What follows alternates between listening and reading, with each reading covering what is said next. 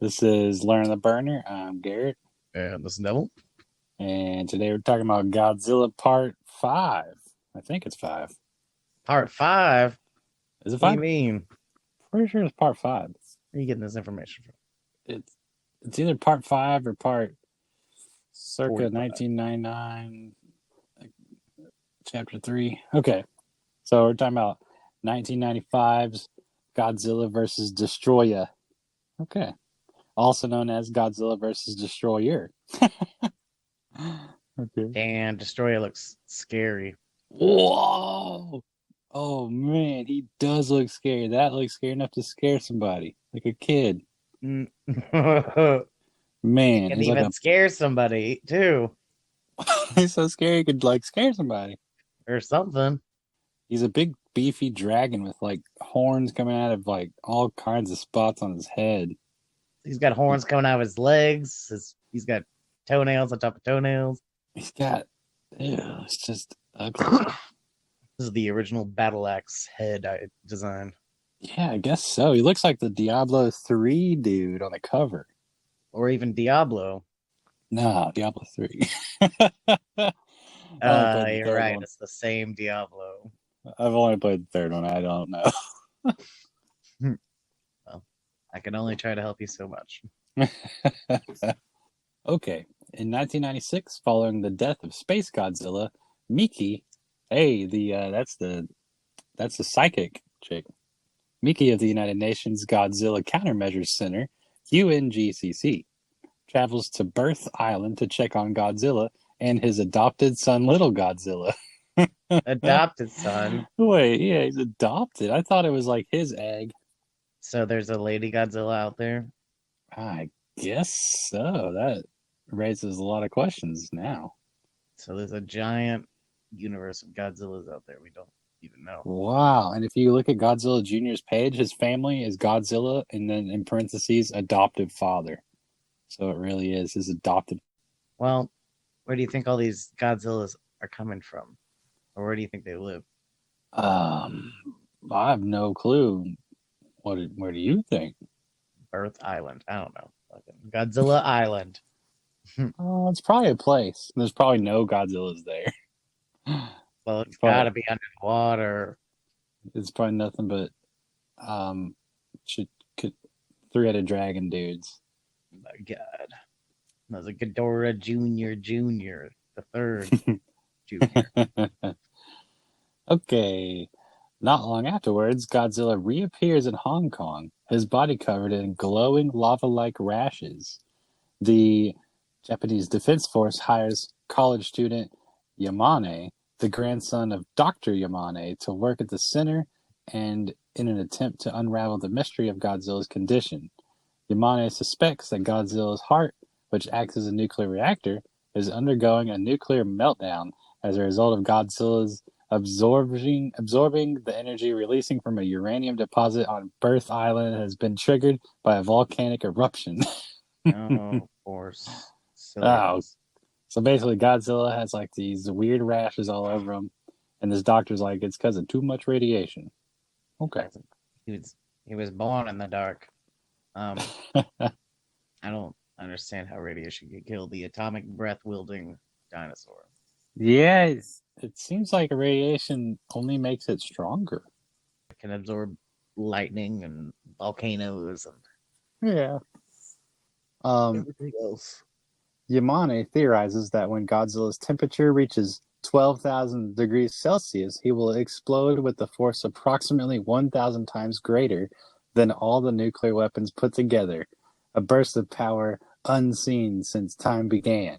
Approximately 10,000, approximately 1,000 times greater than all nuclear weapons put together, a burst of power unseen since time began, which will be hot enough to ignite Earth's atmosphere and reduce the planet's surface to ash. Well, So are they trying that's to what'll happen. reference? Are they trying to like, reference the Big Bang or something?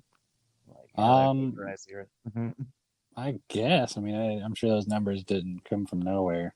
pretty sure those numbers did Maybe they come. did because it is 1,000 and 1,200, so they're kind of just rounded. Yeah, I'm like, there's a lot more nukes in existence than 12,000. Yeah, yeah. Okay, the Japan Defense 1,200. Force deploys, huh? I was like, or 1,200. I don't know. What did you say? 12,000 newts 1,200 and 1,000 times greater. No, it just said all the nukes on the planet. times 1,000. Time 1,000 times greater than all nuclear weapons put together. Oh, yeah, that's That definitely sounds phony baloney. Because how fuck. are you gonna know Forget like how many? the atmosphere, my dude. Like, this is gonna be like a crater, like a giant volcano, spewing at all times. Yeah, yeah, they'll leave Earth looking like the moon when it's done, probably. Exactly. I'm like, all right, is this gonna be another environmental caution tale? It's seeming that way. It definitely seems that way. I'm like, you're not invest into nuclear radiational stuff. I'm like, Fukushima was like what 10 years ago. Come on. I'm gonna guess that this is going for a global warming thing. That's it. I'm putting 1,000 yen on global warming for this metaphor. That's like half the budget of this movie. 1,000. I think that's like $10. I don't know. Okay. Uh, the Japan Defense Force deploys a flying combat vehicle outfitted with an anti-nuclear cold weapons, the Super X-3, in an effort to reverse Godzilla's self-destruction. While Godzilla's meltdown was not stopped, it is halted long enough to temporarily render him unconscious. Okay, so they have a new weapon, Super X-3. That sounds pretty deadly. Definitely sounds cool. Meanwhile, scientists discover that Dr. Serizawa's oxygen destroyer, which was used against the original Godzilla in 1954, ooh, callback, has awoken and mutated a colony of Precambrian organisms lying dormant in a Tokyo Bay. Wait, the original Godzilla? So the okay, in the first Godzilla movie, when they used the oxygen destroyer, Yeah. that actually awoken a bunch of Precambrian organisms, so like old dinosaurs, Of course. that were actually lying dormant in under the water. Of course they were. Yeah, They they couldn't were just just be dead. chilling. They were just chilling, surviving, I guess. The creatures combine into several man-sized crab-like creatures and begin wreaking havoc after killing all the fish in the aquarium. No! After several deadly skirmishes with the Japan Defense Force, the creatures dubbed Destroya merge into a single form, which then transforms again into its flying form and leaves the scene. Okay, so the Cambrian little organisms join together into one big, ugly dragon and fly away, named Destroya. Oh my god, Destroyer is pieces of a monster. Yeah, it's a bunch of crab monsters that came together and made a giant, spiky dragon. Bastards. Meanwhile, Godzilla awakens from his encounter with the Super X-3 only. Instead of exploding, his condition has worsened to the point that he will suffer a bodily meltdown, which could potentially destroy the planet through a China syndrome like incident. What is China syndrome? Oh, I know there's a clickable thing right there, man. The China syndrome, loss of coolant accident, is a hypothetical nuclear reactor operations accident characterized by a severe meltdown of core components. So basically, a Fukushima Chern- incident. Sure, yeah, Chernobyl type deal. Yeah. Okay, Wow. Agina syndrome, eh? China, Gina. like the country, Yeah. China. China. That's what I said, China. China. You know. China. You know. Okay, Mickey locates little Godzilla, now named Godzilla Junior. Ooh, he grew up a little bit. Who has grown significantly as a result of the destruction of Birth Island and resembles his father very closely. Miki is instructed to telepathically lure Godzilla Jr. to Tokyo, hoping that Godzilla will follow and be killed by Destroya. Huh. So they're trying to kill Godzilla now because he's a liability. Oh my god, he didn't make Destroyer. What is going on? No, no, no. He's a liability because if he gets too hot, he could destroy the world. So Destroyer is now being manipulated into taking out Godzilla? Yes. They're using a bad situation to make a horrible situation less bad. Two birds, one stone. They're like, yo, whoever wins doesn't destroy the world, please. Yeah, like as long as one of you die, I mean that's fine. That's fine, I guess. We can't have both of y'all hanging around here. Junior arrives and battles Destroya, which severely injures Junior by sending micro oxygen into his wound and What? flying form, who is seemingly defeated after being blown into an electrical plant. Don't tell me micro oxygen is a thing. I don't know. Destroya severely injures Junior by sending micro oxygen into his wound. What is micro oxygen? Is that clickable? No, it's not. Micro-oxygen is a process used in winemaking to introduce oxygen into wine. Hmm. Okay, I don't think that has anything to do with. Oh, there's micro-oxygen Gojipedia. Go Girapedia? Micro-oxygen is a powerful fictional chemical compound which is presumably created by the atmospheric elemental gas oxygen. It is a major ingredient of the deadly oxygen destroyer. That sounds like Okay, it. so it's like, oh, so it's a sci-fi thing. Okay, You know. just making sure it wasn't like the weather machine. It's actually real. I don't know. The winos seem to be harnessing it.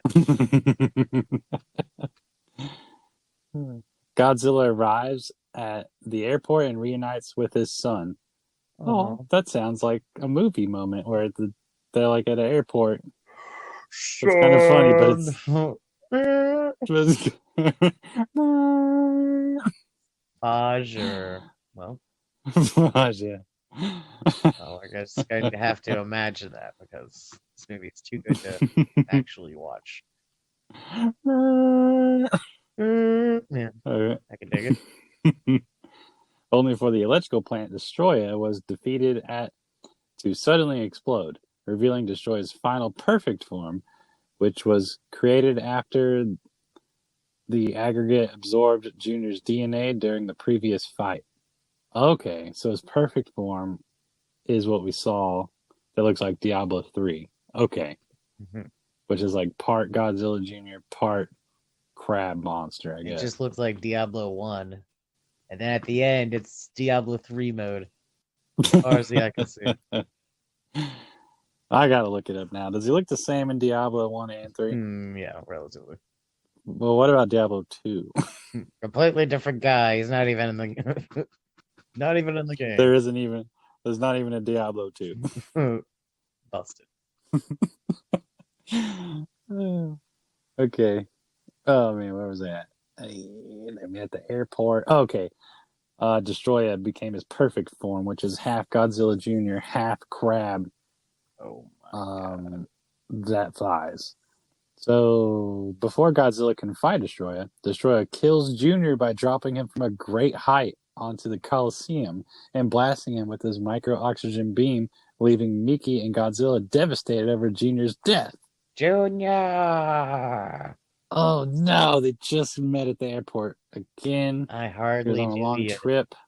Oh, He just became a junior. He was a little. Now he's a junior and he died. why would it? This is the dark period. This is the darkest time. This was definitely, if I was watching this movie, I would definitely be crying right here. For sure. If we manage to have time to I be can able to watch this watch movie. it. This movie's old. Oh my This movie's probably god, you black and don't like white. old stuff? Is why you didn't like Neverending I mean, Story. Did you even try? I don't know. If you don't have color, it's like, ugh. These are colored. What are you getting? What are you kidding me? Oh yeah, that's like around the 90s. That's right. Okay. Technicolored vision. After being dragged away from the location of his son by Destroya, Godzilla manages to subdue his adversary for just long enough to reach the airport for a second time. Godzilla mournfully approaches the body of Junior. Oh no. Why would you do this, Destroyer?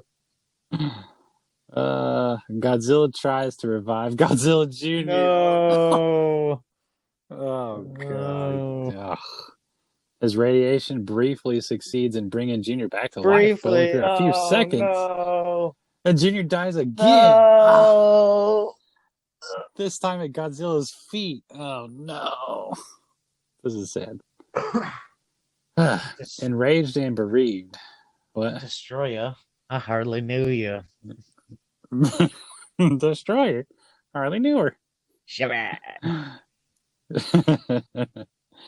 Enraged and bereaved, Godzilla's meltdown begins to accelerate, but Destroyer returns, brutally attacking Godzilla.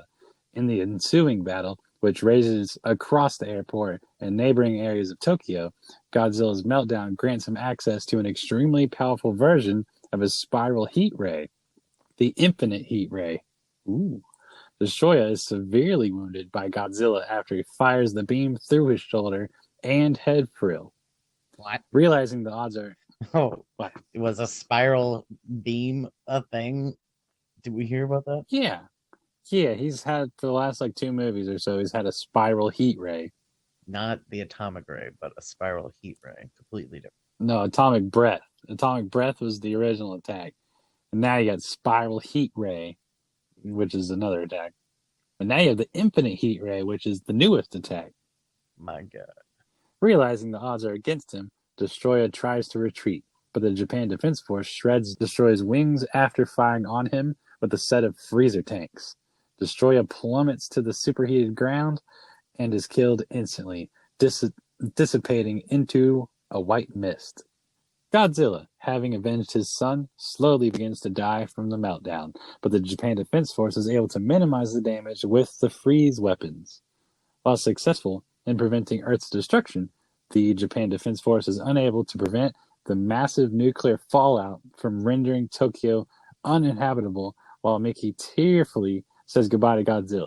Suddenly, the radiation levels plummet and a familiar roar is heard.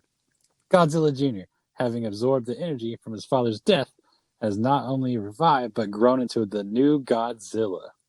Hmm. What? So Godzilla died. But Godzilla Jr. absorbed his radiation, came back to life. So Junior is the new Godzilla. So he Well, died I guess three so. fucking times? What? What? Did, He died. no, he came back This from is the. that. Yeah. Yeah. He came back. This is the first time Godzilla died in the movie at the end. Like, for real, for real. Okay. So, here we go with the first American Godzilla movie. Oh, God. So bad.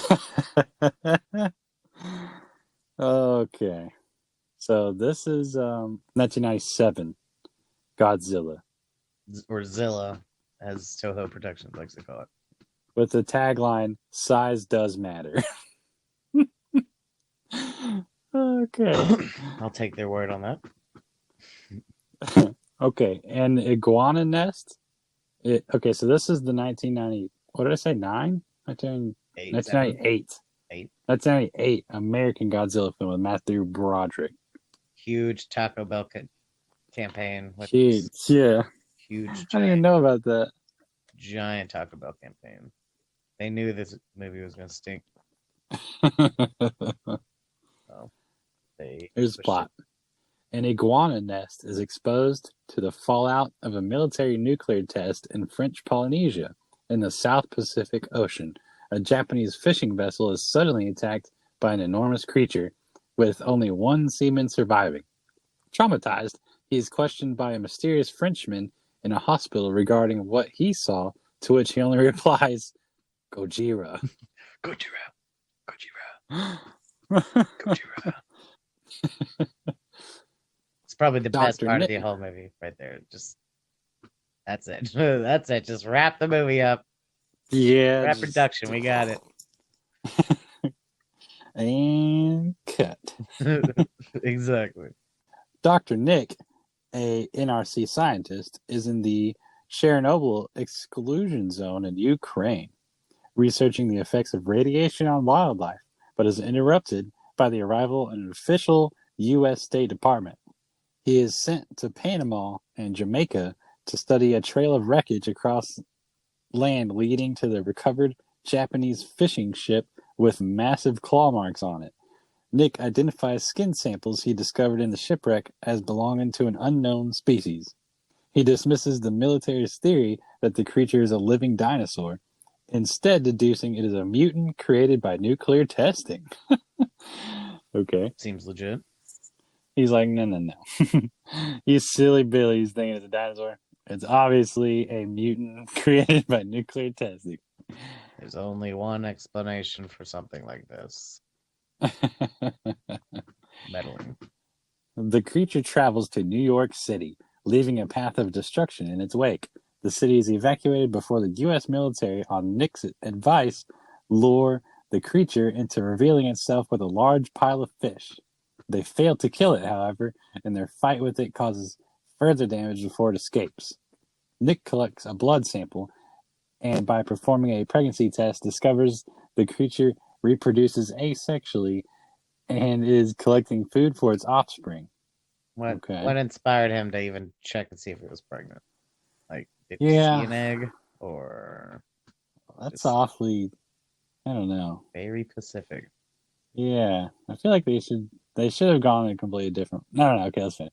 Eventually, Nick meets up with his ex girlfriend Audrey, a young aspiring news reporter. While she visits him, she uncovers a classified tape in his provisional military tent concerning the monster's origins and turns it over to the media.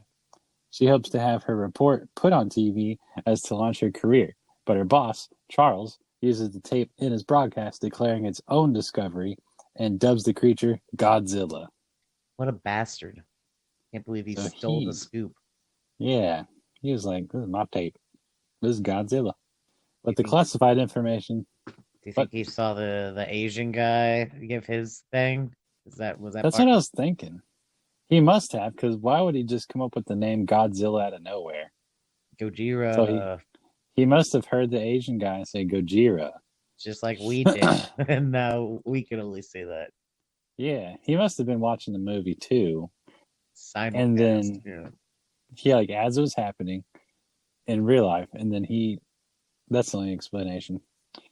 With So the classified information released mainly because of his inadvertent actions, Nick is removed from the operation and disowns Audrey.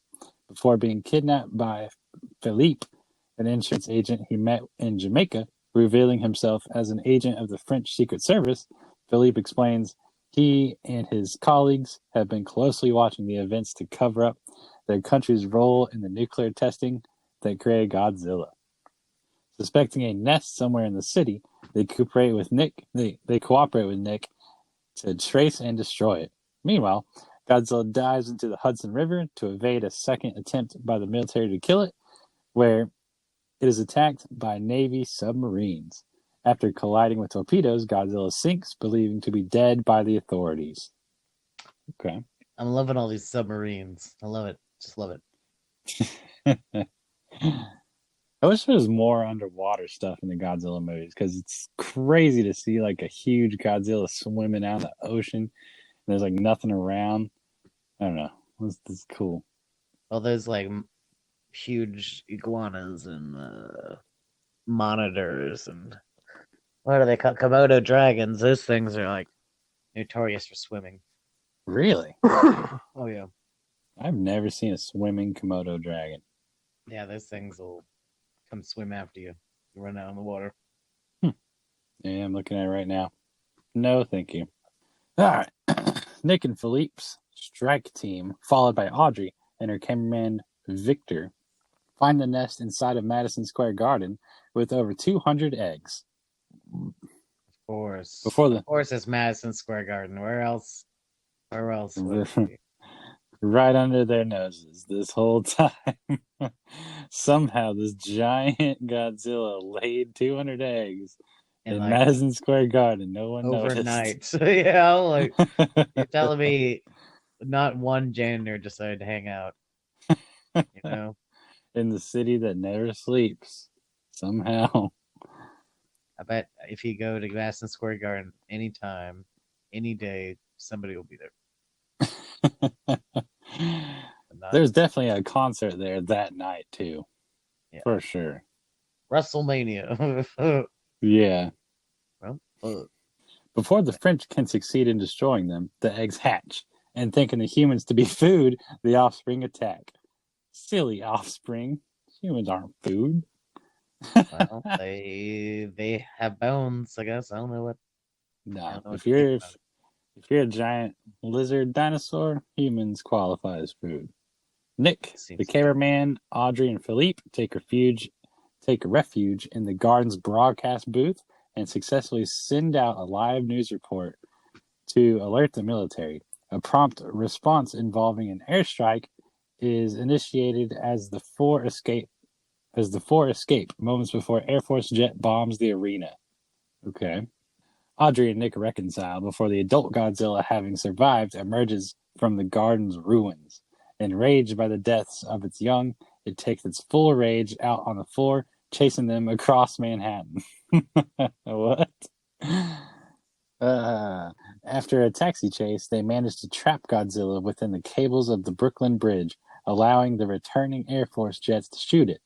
Godzilla dies of its wounds, and the remaining citizens celebrate. Audrey tells Kamen that she quits working for him after what he did before leaving with Nick. Philippe, the taking a tape tape, of animal, but was recording and promised to return it after removing certain contents. Thanks to Nick for his help and parts ways. In the ruins of Madison Square Garden, a single surviving egg hatches and the emerging hatchling roars. so how did they take Godzilla down? A bunch of helicopters, helicopter duel. Yes, the Air Force jets shoot it. Oh, okay, Man, this is like the most New York thing ever. Like taxis, the mayor, the Brooklyn Bridge. I'm yeah. walking here, I'm you know. walking here, hot dogs. Exactly. Hot Man, dog, cup of coffee, some water. coffee, coffee. Like they went all out New York on this one. Blew up Madison Square Garden. Shit. At least they didn't toss the World Trade Center in there. Too soon. Oof. Yeah. Oof. But they Oh. did shoot Godzilla on the Empire State Building, which is too close for comfort. Oh man, they should have done so many things different for that movie. They should have more Taco Bell. Yeah, there's lacking Taco Bell. Lacking a lot of Taco Bell. They needed at least 20% more Taco Bell. I got a fever. I need more Taco Bell. Loquito Taco Bell. The only prescription is more Taco Bell. All right. That's a good reference. I like that. But honestly, I haven't seen that movie in so long that I can't even really remember it. Like we skipped quite a number of things from the taxi drive that ended up in its mouth, the terrible graphics. Like it was the early '90s. I guess they did the best they could. They did the best they Franco. could. Yeah, they definitely tried, but the Japanese Toho people were so pissed. Oh my I god, bet. I bet. they were so mad. They were like, I heard a story. They were like sending them dailies, like this is what we got, and instead of like giving them like little bits of advice, like change this, change that, they're like, it's so vastly different. We can't even give any advice. Like just go ahead, go ahead with the terrible Godzilla. We can't help it, It's started off as a two-legged whatever. I guess what it was supposed to be an iguana, but evolved to stand on two legs. Yeah. But or radiationed itself into having two legs. Yeah. Yeah, there's just I don't know. Okay, Well, so that leads us to 1999. Godzilla 2000 Millennium, which is a Japanese movie. yeah, they went all out on this one. All out on this one. Yeah, they had Budget quite a 1 number of things to billion. prove. 1 billion yen. Yeah, they were One, like, all right, our time to shine again. yeah, they're like silly Americans ruining everything good. I was like, I don't blame them. Shit. Oh, I feel like Man, we should really tried. Godzilla is a literal force of nature to Japan. So Much, they're much like, better than that New York bullshit. Mm. yeah. The Godzilla Prediction Network, GPN, functions independently to study the monster and predict his landfalls. Meanwhile, the scientists of Crisis Control Intelligence, CCI, find a 60 million year old UFO deep in the Japan Trench. All right. So we already have three acronyms going here. It didn't take them long to shorten every word in the movie to an acronym. GZ uh, stands is Godzilla now. JP, Japan. Like, can we just leave one thing that isn't just completely short? This whole thing's going to be in like Morse code, just quick, like pew, pew, pew, pew.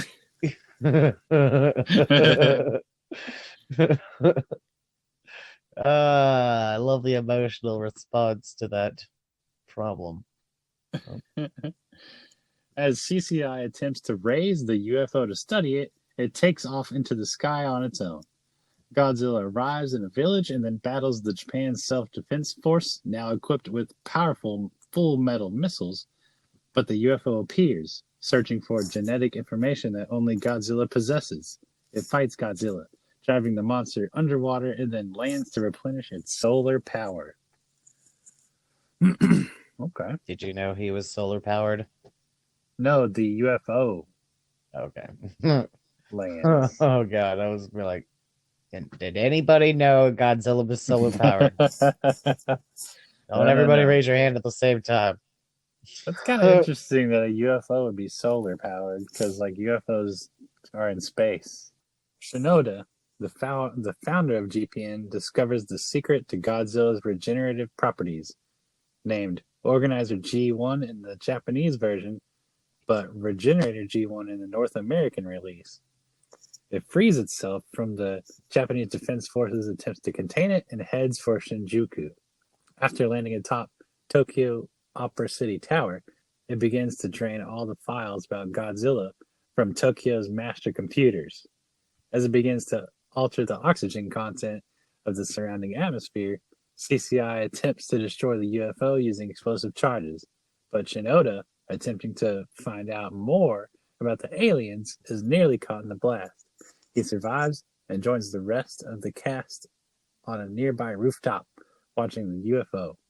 Almost in response, the UFO broadcasts its message of invasion and creating a new empire on Earth, and Shinoda reveals that the aliens are after the regenerative properties contained inside Godzilla's DNA, so that they may use it to reform their body. Okay, so here's the conflict, and it's very complicated. Yeah, I can tell. Some aliens want Godzilla's regenerative properties, and they're going to take over Earth to get it. No. So that's No, what's that's it. happening. I'll be. Godzilla arrives and again battles the UFO. However, Godzilla is subdued by the UFO's assault, and the UFO absorbs some of Godzilla's DNA, which the aliens use to reform themselves outside the spaceship as the gigantic Millennium. Millennium. Are those aliens now? Are those the aliens? Yes, the Millennium is the aliens. However, the Millennium is unable to control Godzilla's genetic information in the DNA and mutates into a horrible monster named Orga. Okay, so they actually mutate into a giant monster named Orga. Here we go. I don't think they realize how like close to the hip they're playing this. Like, like the 20 years later, it's like literally like a millennial boomer war. Like, they just don't Oh, understand how close to the hip they were. yep. The millennials are trying to destroy the earth. Little do they know. We're just trying to live. The planet is hot as hell. What do you know? Yeah. Godzilla recovers and brings down the UFO before fighting Orga.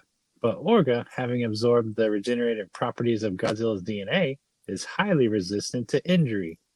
Orga retaliates and extracts more of Godzilla's DNA in order to become a perfect clone. Godzilla breaks free and sets Orga ablaze with his atomic breath attack. Ooh, so back to the basic attack. Isn't he dead? And this is baby Godzilla now? I suppose so, but I don't know if like the sets of movies are canon with each other. You know what I mean? It's kind of like Spider-Man Tom Maguire and then Spider-Man Tom Holland. Yes. Difference between Nicolas Cage and Heath Ledger Spider Man. I get you. No, I feel you. You know, there was supposed to be a Nicolas Cage Superman or something like something ridiculous. Wait, what? Yeah, there's pictures of Nicolas Cage in a Superman outfit. Like that was he was slated to be the next Superman at one point. Oh man. Okay, Just imagine that's a world with I didn't know Nicolas that. Cage Spider Man. Oh man, that would be absurd. What's your face? On my face. It's like Batman's face, but Yeah. on Spider-Man's face. But I'm actually Superman. Superman can rip anybody's face off you'd like. He's the guy. uh, Orga retaliates and extracts more of Godzilla's DNA in order to become a perfect clone. Godzilla breaks free and sets Orga ablaze with his atomic breath attack, but Orga reemerges and attempts to swallow Godzilla whole. I gotta look up what this villain looks like. He's just a baby Godzilla, just trying to make it work. Is it? Because no, no, no, no, no, no. Oh, No, it's definitely not. not at all one of those it things.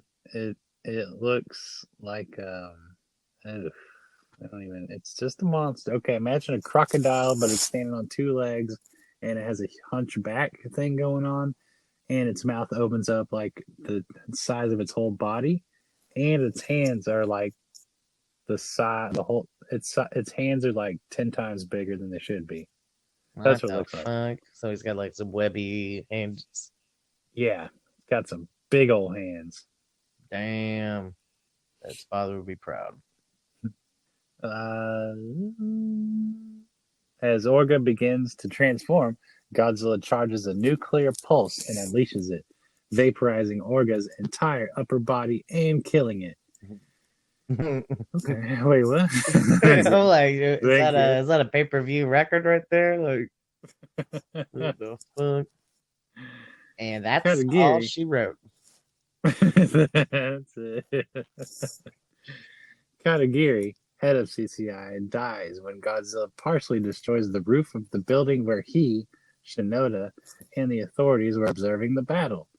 Those remaining on the roof reminisce on how Godzilla was wrought by human ambition, prompting Shinda to suggest that Godzilla exists in us as Godzilla begins rampaging through Tokyo. Okay, end of movie, but I don't understand the last little tidbit. So he just started rampaging off into the sunset. Yeah, head of CCI. Okay, that must have been. So the head of the CCI must have been like the bully character, where it felt good that he got what was coming to him, and then so Godzilla was wrought by human ambition, prompting Shinda to suggest that Godzilla exists in us.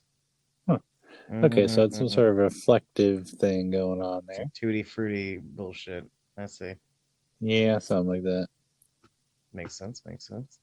It was in you the whole time. Yeah, yeah. Okay, next up we got year 2000. We got Godzilla versus Mega Guirus. Mega Gearus. We're just gonna call him Mega Gearus. That Perfect. sounds Okay. like something we can call them. Sounds perfect. So, year 2000, Japanese film Godzilla versus Mega Gearus. Did you say Mega Garrett? Garrettzilla? God damn. He did it again. Worked it in somehow. There we go. Let me get this man a career. He's got it. He's gonna go far. The prologue. Wait a minute. Mega Gearus. Hold on. Is this a remake? Gears does sound familiar. Mega Gearus. Nope.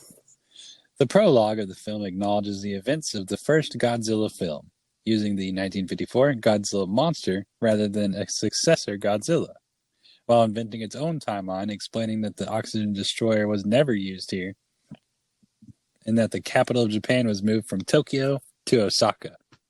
Okay, so this is starting up with the alternate I timeline. can dig it. I'm not opposed to that. Yeah. In 1966, Godzilla attacks the first Japanese nuclear plant in Tokai. After this, the G Graspers, a section of the Japan Self-Defense Force, is dedicated to combat Godzilla. So they're called the G Graspers. Okay, name rolls right off the tongue. I can dig it. It's very hard to say. Why don't they abbreviate that to GG? The old G graspers. What does the G stand for? G? I don't know. Godzilla. Just GEE. In 1996, clean plasma energy replaces nuclear energy, but this does not deter Godzilla from attacking the original plasma energy reactor. As a result, plasma energy is banned in the country. Whoa, so they're going way out of left field. They're going Fallout style. Old plasma. What? Maybe they're going Bioshock plasmids. Ooh, You never know. double dipping. Calling back to an old podcast about Bioshock. In 2001, an experimental satellite-based weapon that fires miniature black holes called the Dimension Tide opens a wormhole through which a prehistoric dragonfly enters the present and deposits a single egg before exiting through the wormhole. Wow. Okay. Single dragonfly. Okay, all right. I can picture it now. A prehistoric dragonfly. Yes, and he lays an egg and then he flies back into the wormhole. Yeah, just when you started to miss him, he's gone. A boy named June finds the egg and takes it with him when he moves to Tokyo. The egg starts oozing a strange liquid, so June throws the egg in the sewer. The egg actually, you know what's going to happen. Some teenage Ninja Turtles. My God. What is this, the Foot Clan or something? What's going on here? The egg, actually a mass of hundreds of eggs, splits up and starts growing when exposed to water, hatching into large dragonfly larvae called meganulon that come out of the sewer to feed. They flood a portion of the city and molt on the sides of buildings, becoming adult meganula. Adult megalula. Blah, blah, blah, blah, blah, blah. Right. Meganula.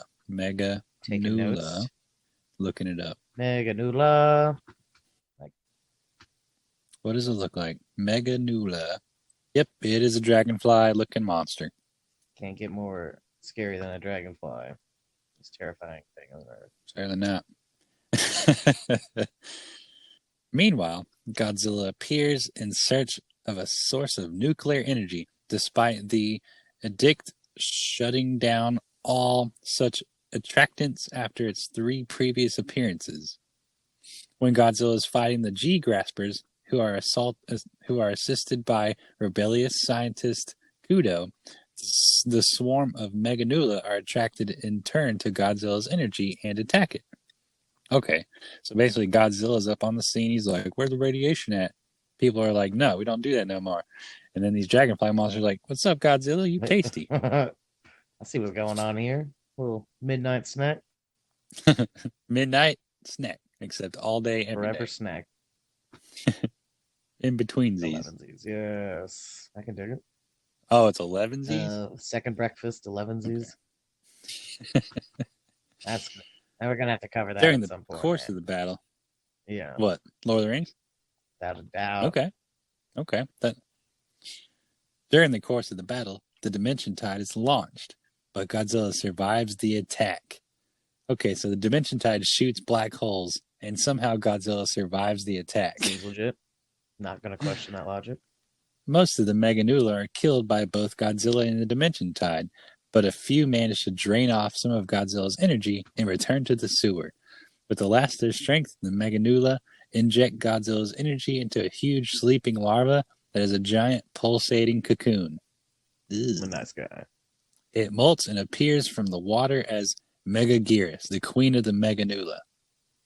Let's see what it looks like, and it's a giant, ugly dragonfly-looking monster. This is the 2000 version. Why are they doing this? Yeah, it's still bad graphics. Okay, but is it better than 2000? Okay, well, I mean, yes. All right, well, that's all that matters. As long as they are showing the Americans how it's done. After destroying part of Shibuya with shockwaves generated by her beating wings, Megaguirus heads to the waterfront and faces Godzilla. As they emerge in a lengthy battle, she uses her speed to avoid Godzilla's attacks, but Godzilla eventually uses his own speed against her. As she flies toward Godzilla, it lunges forward with its dorsal fins in her path. She flies into the fins, and one of her arms is severed. Godzilla? Yeah. I can't help but notice you're switching between him and her. Is this a Lady Godzilla now? Are we? No. The monster is a girl. Godzilla is a Okay. dude. Yeah. So the villain is a girl, Godzilla is a him. So, like, as they engage in a lengthy battle, she uses her speed to avoid Godzilla's attacks, but Godzilla eventually uses his own speed against her. As she flies towards Godzilla, it lunges forward with its dorsal fins in her path. So they switched Godzilla from a him to a it. So now that's confusing. Okay. She flies into the fins, and one of her arms is severed. Megaguirus, having been mutilated by Godzilla's energy, generates a blast similar to Godzilla's atomic breath and knocks Godzilla down. Megaguirus speeds forward with the stinger on her tail lowered, trying to stab Godzilla between his eyes. In a climactic moment, Godzilla catches the stinger in its mouth and crushes it in its jaws. Godzilla finally blasts Megaguirus with the atomic breath, causing her to burst into flames and die. Oh my god. He's a murderer. Murderer! What a monster. An actual monster. Yeah. It is revealed that Godzilla was attracted to a secret plasma energy project housed at the Science Institute in violation of the ban.